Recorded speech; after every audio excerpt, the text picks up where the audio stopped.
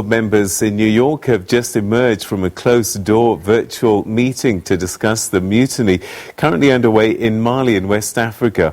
On the same day, the AU Peace and Security Council suspended that country from the organization. South Africa's ambassador to the United Nations was part of the discussion, where members received a briefing by the UN's Under-Secretary General for Peace Operations, Pierre LaCroix.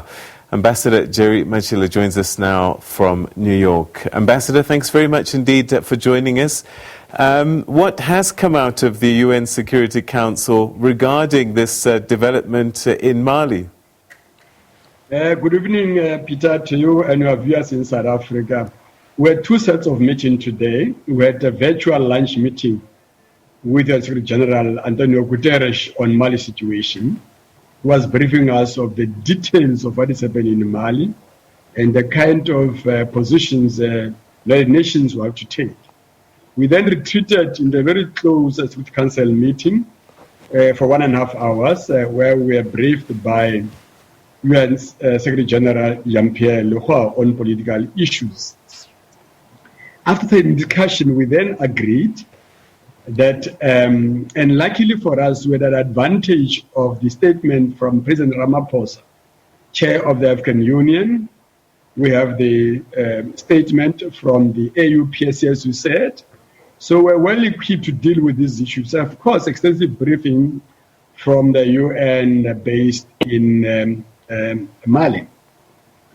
The Security Council then really condemned forthright the unconstitutional change of government in Mali. They showed a great concern the situation there and demanded that President, Prime Minister, and those arrested be released in line with what ECOWAS, AU, and President Ramaphosa said they must be released forthright, and that the soldiers should go back to the barracks, and then set a process to return the country to constitutional order. And that is where the discussion was, how do we move to constitutional order? And in the process, showing confidence on the role of ECOWAS, supported by the AU and international community. So we all agreed that we should give ECOWAS the lead as a sub-regional organization that has been engaged over a period of time with Mali, and help them to go towards normalcy and constitutional order. All right, so trying to restore civilian rule, would that include President Keita? Is there any insistence that he be restored? He did resign under duress, and in law that doesn't really count. So has the UN Security Council taken a position on this, or is there a general acceptance that this new civilian order may take another form? The Security Council took the view that will let be by ECOWAS. However, we said we should remain united on key issues. First, unconstitutional change of government. We should not allow it to happen. Two, we don't want to see blood in the streets of Mali. So we should be, careful to make sure that this peace prevailing mercy is obtained. Secondly, that we don't inflame the inter-Malian conflict. And three, we don't give oxygen to terrorist groups in Mali in the north like 2012. So the Security Council of Mali must be awake to the possible increase of terrorist activities, because the Council regards Mali as a bulwark, as a dam against this terrorist inflow to the Sahel. So it is in the interest of the Security Council that the stability of Mali and its capacity to deal with the terrorists is assured. And four, that we should also take cognizance of the willing of the Malian people, their preference. So far, it seems from the Council view that the Malian people welcome this unconstitutional change of government in Mali. How do we then take that on board as we assist Mali to chart a new way forward. That, I think, will be responsibility of ECOWAS and the AU. But what the Council said was we should make sure that we win over the Council of Mali in whatever steps we take moving ahead. And lastly, that we should then have a very, very inclusive transitional arrangement. If it includes President Keita and his colleagues, if they agree on another formation that will ensure a peaceful transition, inclusive transition, that will then have a benchmark towards elections, stability, that will lead to the subject organization and the African Union. And perhaps that's where the President Ramaphosa also come in to lead us on this. We, Executive Council, additional partners will take the lead from this. But however, we do have a very huge force in Mali, MINUSMA.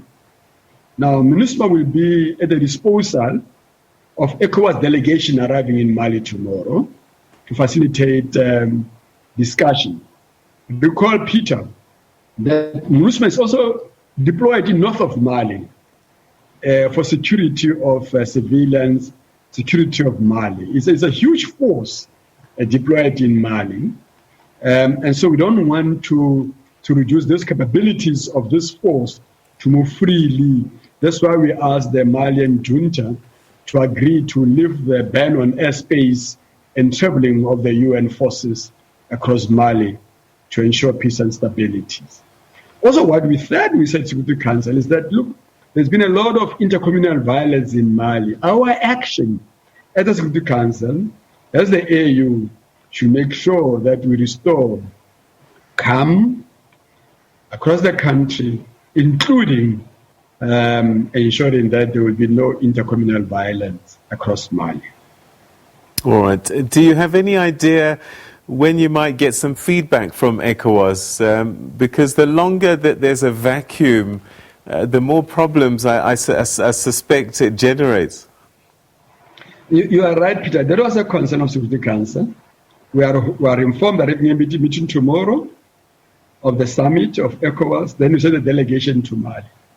So it's very, very fluid. When we slept yesterday, they were still negotiating. We come back today, it's a new change.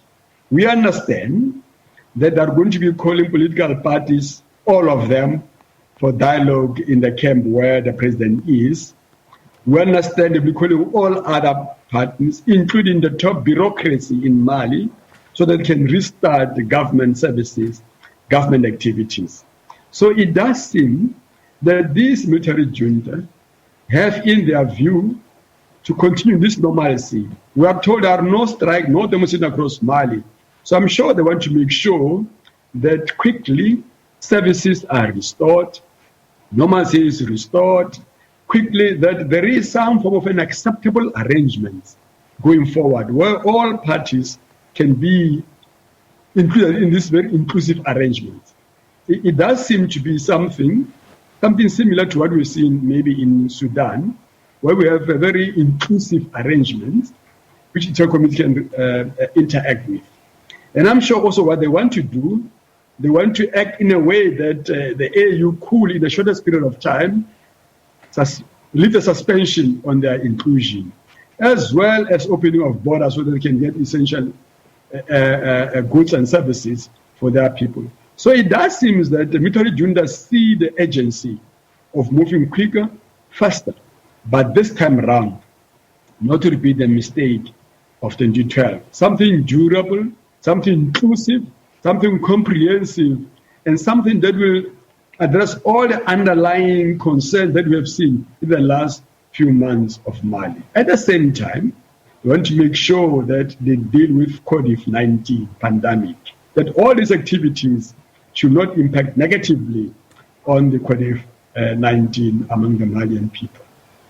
All right, Ambassador, you've talked about this coup that happened 2012, and we see this sadly in other parts of the continent where there are unconstitutional changes in government. What can the ECOWAS's, the AU's, UN Security Council do to make it unappealing for these coups to happen? Because it seems as if most of the time the UN Security Council and these other bodies have to pick up the pieces after the fact. What do we do to make sure these things don't happen? Peter, it is in our hands as Africans. As Africans, we need to reflect deeply on the policies that we have adopted in SADC and the AU. We all have framework for acceptable election processes, all of us. I think what we need to do is to relook at those documents and answer the question, have we prepared inclusive, transparent elections? Are our voters' roll predictable, verifiable? Secondly, did we make sure that all people who have to participate have been able to participate? Do we create conditions for everyone to participate to cast their vote? 3, have we developed systems such that at the end of elections, elections will be accepted by everybody? Because part of the problem is the post-election processes, disputed. So I think we have to go back as the Africans, both nationally, sub-regionally, and continentally, to look deeply on these frameworks we have for elections. And perhaps reflect on the processes, the programs, election timetables that we need to put into place to make sure that I can say these elections will be inclusive, these elections will be for everyone, and I'm sure all people will accept the outcome. I think we have to reach that level. I think it's a work in progress, but I think it's a lesson that as Africans we should really need. Because the Security Council cannot dictate. Security Council can assist, can create an ambience where we think that we need to do more voter education, you need to update your voters' roll. And actually, the United Nations does have such facilities through the youth agencies in every country. We have UNDPs, development agencies in every country. Where government unfortunately, Your Excellency, we're going to have to leave it there. We've run out of time, but I'm sure that we'll have much to talk about as these processes develop, and particularly in West Africa and Mali. But thank you so much for giving us your insights on the UN Security Council's position in Mali at this time. Thank you very much indeed, Your Excellency. Thank you, Peter. Thanks very much. Okay.